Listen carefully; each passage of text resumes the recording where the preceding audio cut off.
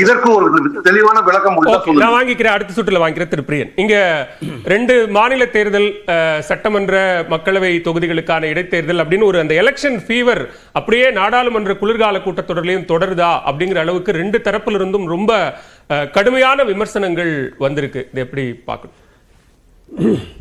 இல்லை, அடிப்படையான ஒரு விஷயம் இருக்குது. அதாவது இப்போ 2 கட்சிகளுமே கான்ஸ்டியூஷனை பற்றி ரொம்ப கவலைப்படுறாங்க. அது கவலை அது நியாயமான ஒரு கவலையா இல்லை அரசியலுக்கான ஒரு கவலையான்றதான் ஒரு கேள்விக்குறியான ஒரு விஷயமா நான் பார்க்குறேன். ஏன்னா 2 கட்சிகளுமே கான்ஸ்டியூஷனை ப்ரீச் பண்ணியிருக்காங்க. 2 கட்சிகளுமே கான்ஸ்டியூஷனை மதிக்காத இருந்திருக்காங்க. 2 கட்சிகளுமே கான்ஸ்டியூஷனை கூப்பேன்னு சொல்லியிருக்காங்க. அது மாதிரிலாம் நடந்திருக்கு கடந்த காலத்தில். அதாவது பார்த்திங்கன்னா கான்ஸ்டியூஷன் வந்தப்போ அந்த ஏற்றுக்காதது ஜனசங்கம், இன்றைக்கி இருக்கிற பாஜகவோட ஏற்றுக்கவே மாட்டோம்னு சொன்னவங்க. அவங்களுடைய ஆர்எஸ்எஸோட ஹெட் குவார்ட்டர்ஸில் தேசிய கொடியை ஏற்றாத இருந்தாங்க பல வருஷங்கள். அப்புறம் தான் ஏற்ற ஆரம்பித்தாங்க. அதை விடுங்க, 93ல் ஒரு ஒயிட் பேப்பர் பப்ளிஷ் பண்ணாங்க கான்ஸ்டியூஷனை பற்றி ஆர்எஸ்எஸ்லேருந்து. அந்த கான்ஸ்டியூஷனில் என்ன தெரியுமா சொல்லியிருக்காங்க? இந்த கான்ஸ்டியூஷனை தூக்கி அப்படியே குப்பையில் போடணும்னு சொல்லியிருக்காங்க. சொன்னது மட்டும் இல்லாமல் எஸ்சிக்கு, எஸ்டிக்கு, ஓபிசிக்கெல்லாம் இடஒதுக்கீடு கொடுத்ததெல்லாம் தப்புன்னு சொல்லியிருக்காங்க, கண்டம் பண்ணியிருக்காங்க. அதுக்கு முன்னுரை எழுதியது யாருன்னு பார்த்தீங்கன்னா ராஜேந்திர சிங், அப்போ இருந்த ஆர்எஸ்எஸ் பிரசிடென்ட். அவர் தான் எழுதியிருக்கார். சரி, அவர் தான் அப்படி சொன்னார் விட்டிங்கன்னா, அடுத்தது 2000 சுதர்சன் ஒருத்தர் வந்தார், ஆர்எஸ்எஸ் சீஃப். இந்த கான்ஸ்டியூஷனை தூக்கி குப்பையில் போடுங்கன்னார் அவர். இந்த மாதிரி தான் இவங்களுடைய எண்ணம் என்ன, ஆர்எஸ்எஸோடைய எண்ணம் என்ன, இந்த கான்ஸ்டியூஷன் இந்தியாவுக்கு உதவாத கான்ஸ்டியூஷன். இன்றைக்கி சந்தோஷமான ஒரு விஷயம் என்னென்னா, மகாராஷ்டிரா எலெக்ஷன்ஸில் பேசுகிறார் பிரைம் மினிஸ்டர், ஹர்கர் சம்விதான் கொண்டு போங்க, எல்லா வீட்டுக்கும் கான்ஸ்டியூஷனை கொண்டு போங்கன்றார். ஐயா, உங்கள் மூதாதையர் தானே கான்ஸ்டியூஷன் குப்பைன்னாங்க, உங்கள் மூதாதையர் தானே கான்ஸ்டியூஷன் வெளிநாட்டிலேருந்து இறக்குமதி பண்ணுதுன்னாங்க, உங்கள் மூதாதையர் தானே அம்பேத்கரை திட்டினாங்க. அதெல்லாம் நீங்கள் இன்றைக்கும் அந்த மூதாதையர் சொன்ன விஷயத்தை தானே ஃபாலோ பண்ணுறீங்க. அதே 370 நீக்கினீங்க, அதே ராமர் கோவிலை கட்டினீங்க, அதே யூசிசியை கொண்டு வரீங்க, அதே ஆர்எஸ்எஸ் உடைய அதே அஜெண்டாவில் தானே போயிட்டு இருக்கீங்க. அப்போ உங்கள் மூதாதையர் கான்ஸ்டியூஷனை பற்றி சொன்னதுக்கும் நீங்கள் சொன்னதுக்கும் வித்தியாசம். எது உண்மை எது போய்? நான் கேட்குறேன், எது உண்மை எது போய்? சரி, அது ஒரு பக்கம் அவங்க அப்படி இருக்காங்க வச்சுக்கோங்க. ஜனாதிபதி இன்றைக்கி ராகுல் காந்தி ஜனாதிபதி அவமதிச்சிட்டார் அப்படின்றாங்க. அவர் ஆச்சாரியார் பேசும்போது சொல்கிறாரு, எந்த பார்லிமெண்ட் பில்டிங்கும் எந்த ஜனாதிபதியும் திறந்தது கிடையாது, அது வழக்கமே கிடையாதுன்றார். ஐயா, 1927 பழைய பார்லிமெண்ட் கட்டி முடிச்சிட்டாங்க. சுதந்திரத்துக்கு அப்புறம் கட்டின முதல் பார்லிமெண்ட் பில்டிங் இதுதான். ஜனாதிபதி யாரு? கஸ்டோடியன் ஆஃப் கான்ஸ்டியூஷன், அரசியல் சட்டத்துக்கு பாதுகாவலர். ஒரு ஜனாதிபதி அந்த கஸ்டோடியன் பார்லிமெண்ட் தான் கான்ஸ்டியூஷனை உருவாக்குறது, ஆக்சுவலாக உருவாக்கினது. அதை நீங்கள் அந்த கட்டடத்தை திறக்கும் போது இதான் முதல் தடவை சுதந்திரத்துக்கு அப்புறம் ஒரு புது கட்டடம் திறக்கிறீங்க. அதுக்கு ஒரு ஜனாதிபதியை கூப்பிட்டு திறந்திருந்தீங்கன்னா எவ்வளவு பெரிய விஷயமா இருந்திருக்கும். அதை சொன்னால் அதை விட்டுட்டு அவர் உரை நிறுத்தும் போது தான் வருவார்னா, இதான் சுதந்திர இந்தியாவில் முதல்ல புதுசாக கட்டிருக்கிற ஒரு பில்டிங்கில் நீங்கள் ஜனாதிபதியை கூப்பிட்டு திறக்காம வேறு யாரை கூப்பிட்டு திறப்பீங்க? கஸ்டோடியன் ஆஃப் கான்ஸ்டியூஷனை கூப்பிட்டு திறக்காம வேற யாரு கூப்பிட்டு திறக்கிறதுல எப்படி சார் நியாயம் இருக்குதுல? கேட்ட காங்கிரஸ் அல்லது அந்த கேள்வியை எழுப்பின ராகுல் காந்தி இன்னைக்கு விழாவில் குடியரசுத் தலைவரை அவமதிக்கும் விதமா நடந்துகிட்டாரு. இல்ல, அது மட்டும் விடுங்க, அதான் சொல்றேன். நீங்க 370 நீக்கினீங்க, ஓகே. நான் கேட்கிறேன், 370 நீக்கினீங்க, ஸ்டேட்ஸோட கன்சென்ட் இல்லாம ஒரு ஸ்டேட்டை யூனியன் டெரிட்டரியா மாற்ற முடியுமா? சுப்ரீம் கோர்ட் ஒத்துக்கிச்சுன்றது வேற விஷயம். ஸ்டேட்டோட கன்சென்ட், ஸ்டேட் பீப்புளோட கன்சென்ட் இல்லாம அதான் உங்களுக்கு எலெக்ஷன்ல தோக்கடிச்சாங்க உங்களை.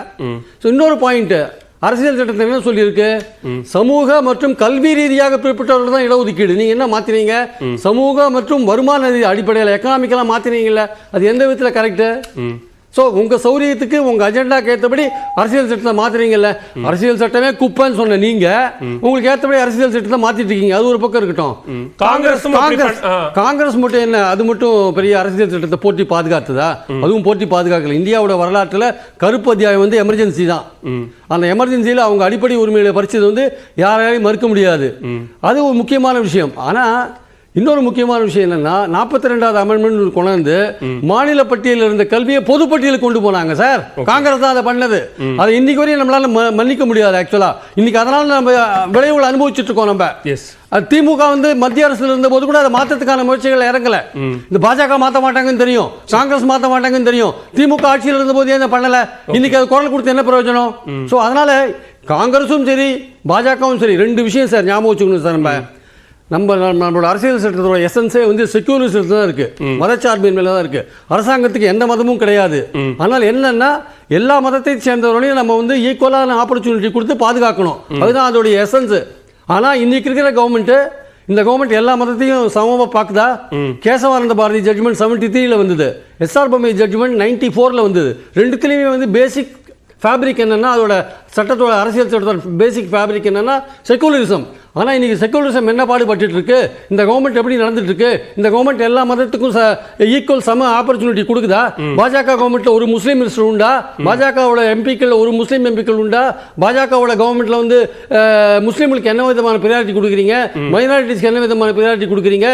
இதெல்லாம் பார்க்கும்பொழுது செக்குலரிசத்தை வந்து இவங்க ஒரு ஒரு ஒரு மதத்துக்கு சார்பாக எடுத்துன்னு போயிட்டு அந்த மதத்துக்கான ஒரு கவர்மெண்டா நடத்துறது வந்து அரசியல் சட்டத்துக்கு முரணானது. ரெண்டு கட்சிகள் மேலுமே விமர்சனம் இருக்குங்கிறீங்க. ஆமா, ரெண்டு கட்சிகளுமே சார். இல்ல, இன்னைக்கு நடந்த நிகழ்வுல மிக குறிப்பா ராகுல் காந்தி அதே SC ST OBC-க்கள் அமைப்பு ஏற்பாடு செய்த நிகழ்ச்சியில தான் பேசுறார். பிரதமர் வந்து அரசியலமைப்பு சட்டத்தை சாசனத்தையே வாசிக்கவில்லை அப்படிங்கிறார். அந்த விமர்சனம் அரசியல் விமர்சனமா தனிநபர் விமர்சனமா? வாசிக்கவில்லைன்றத நான் வந்து அதோட அந்த அந்த சென்ஸ் அப்படியே எடுத்துக்கல. வாசிக்கவில்லைன்னா என்ன அர்த்தம்னா நீங்க அதை ஃபாலோ பண்ணல அர்த்தம், அவ்வளவுதான். நீங்க வாசிக்கவில்லைன்னா நீ படிக்கவே இல்லைன்றது அர்த்தம் கிடையாது சார். படிக்கிறதுன்றது வேற விஷயம். You are not following that constitution. நீங்க உங்க ஒயிட் பேப்பர்ல என்ன சொன்னீங்க? RSS ஒயிட் பேப்பர்ல SC-க்கு SC-க்கு OBC-க்கு கொடுக்கவே கூடாது இடஒதுக்கீடு கண்டிச்சீங்கல்ல. அப்போ உங்களோட ஸ்டாண்ட் என்ன? ரிசர்வேஷன்ல பல்வேறு கட்டங்களில் மாறி மாறி உங்க ஸ்டாண்ட் சொல்றீங்களே. அப்ப அரசியல் சட்டம் பாதுகாக்கிற அந்த இடஒதுக்கீட்டை ஒழிக்கிறது உங்க நோக்கமா? அதெல்லாம் நீங்க முன்னாடி ஒன்று சொல்றீங்க, பின்னாடி சொல்றீங்க, எலெக்ஷனுக்கு எலெக்ஷன் மாத்திட்டே இருக்கீங்களே. கான்ஸ்டிடியூஷன் கூப்பன் சொன்ன நீங்க வீட்டுக்கு வீடு கான்ஸ்டிடியூஷன் எடுத்து போக சொல்றீங்களே, எது உண்மை? நாடாளுமன்றத்தில் இன்னைக்கு நடந்த நிகழ்வுகளை ராகுல் காந்தி நடந்து கொண்ட விதம் அப்படிங்கிறது அது வந்து தற்செயலானதா திட்டமிட்டதா? அது வந்து ஒரு ஜனாதிபதியோட நிகழ்ச்சிக்கு நீங்க போனீங்கன்னா அதுல சில புரோட்டோகால் எல்லாம் இருக்கு சார். அதை நீங்க கடைபிடிக்கணும். இப்போ இனியன் சொல்றாரு இந்த மாதிரி அது ஃபேப்ரிகேட்டட் வீடியோவா கூட இருக்கலாம் சொல்றாரு. நான் அந்த ஆஸ்பெக்ட்கே போல. ஆனால் நீங்க ஒன்ஸ் நீங்க பிரசிடென்ட்டோட நிகழ்ச்சிக்கோ இல்ல பிரைம் மினிஸ்டரோட நிகழ்ச்சிக்கோ ஒரு அபிஷியல் நிகழ்ச்சிக்கோ போனீங்கன்னா நீங்க பீயிங் எதிர்க்கட்சி தலைவராக இருக்கிறதுனால நீங்க வந்து ஒரு கேபினெட் மினிஸ்டர் ரேங்க்ல இருக்கீங்க நீங்க. அப்போ அந்த புரோட்டோகாலை நீங்க ஃபாலோ பண்ணணும். அந்த புரோட்டோகாலை நீங்க ஃபாலோ பண்ணலன்னா நீங்க போவே கூடாது ஆக்சுவலா. அதனால நீங்க போயிட்டீங்கன்னா அந்த புரோட்டோகாலை ஃபாலோ பண்ணலன்னா அது நிச்சயமாக பிரசிடென்ட்டுக்கு அவமரியாதையான ஒரு விஷயமா தான் நான் பார்க்கறேன் ஆக்சுவலா. சரி, ஓகே, இனியன் பதில் சொல்லிடலாம். இல்லை, எனக்கு ஸ்ரீராம் சார் பேசும்போது நிறைய வந்து நீங்க பொய் சொல்றீங்கன்னாரு. நாங்க பொய்லாம் சொல்லல. நாங்க என்ன கேட்டோம், ஹிண்டன்பர்க் ரிப்போர்ட் குறித்து ஜாயிண்ட் பார்லிமெண்டரி கமிட்டி அமைக்கணும்னு சொன்னோம். மாதவி பூட்ஸ் செபி இஷ்யூ குறித்து நாங்க பேசணும்னு சொன்னோம். மணிப்பூர் இஷ்யூ குறித்து நாங்க பேசணும்னு சொன்னோம். இப்போவும் நாங்க அதானி பிரச்சனை குறித்து நாங்க பேசணும்னு சொல்றோம். நீங்க இது எதுவா இருந்தாலுமே பேசுறதுல உங்களுக்கு என்ன தயக்கம் இருக்கு, அல்லது குறைஞ்சபட்சம் அதன் சார்ந்த ஒரு விசாரணை கமிட்டி அமைப்பதற்கு உங்களுக்கு என்ன தயக்கம் இருக்கு? அப்போ இங்க உங்களுக்கு நீங்க இவ்வளவு மாநில அரசுகளோட பட்டியல அவர் போட்டார், தெலுங்கானா வாங்கலையா, தமிழ்நாடு கொடுக்கலையான்னு. நான் அதுதான் சொல்றோம், யாரு வாங்கினாங்களோ அவங்களை கைது பண்ணுங்க, அதுக்கு குறைஞ்சபட்சம் ஒரு FIR ஃபைல் பண்ணி விசாரணை பண்ணுங்கன்றோம். அதற்கு அவர்களுக்கு தைரியம் இல்லை. அதை விட்டுட்டு பழிய தூக்கி எங்க மேல போட்டு தப்பிக்கலாம்னு பாக்குறாங்க. ரெண்டாவது, இல்ல உங்க கவர்மெண்ட் இல்ல, உங்க இடி உங்களோடது, CBI ஒன்றிய அரசு உங்களுடைய அரசு, CBI உங்க அரசு. CBI நீங்க ஏவி விட்டு நீங்க எப்பயும் ஏவிற மாதிரி உட்கார்ந்து மாநில அரசு விசாரணை நடத்த வேண்டியதானே. நாங்க என்ன சொல்றோம்னா, கான்ஸ்டிடியூஷனுக்காக இவ்வளவு பேசுறவங்க கான்ஸ்டிடியூஷனுடைய article 1 India that is Bharat should be called as union of states. India என்பது இந்திய ஒன்றியம்னு ஒரு கருத்தியல் இருக்குல, அத முதல்ல ஏத்துப்பாங்களா? அவங்க இப்ப கேளுங்க, ஏத்துப்பாங்களான்ட்டு. கான்ஸ்டிடியூஷனோட இப்ப இன்னைக்கு சொல்லல, இதுதாங்க இதுதான் இவங்களோட சுயநல இன்டர்பிரேஷன். சரி, முடிச்சிட்டு இந்தியாக்காக இவ்வளவு தூரம் பேசுறோம். இப்ப நீங்க கேளுங்க, யூனியன் ஆஃப் ஸ்டேட்ஸ் ஆர்டிகல் 1 இவங்க சொல்றது இல்ல. அம்பேத்கரை போன்றவர்கள் அம்பேத்கர் அப்படி சொல்லவில்லை. சரி, அதுதான் நீங்க தட் இஸ் யூனியன் ஆஃப் ஸ்டேட்ஸ்ன்றது எழுதப்பட்டிருக்கிறது. இது நீங்க சொல்றது கேளுங்க, பாஜக கிட்ட கேளுங்க, அதை ஏற்றுக்கொள்கிறார்கள்.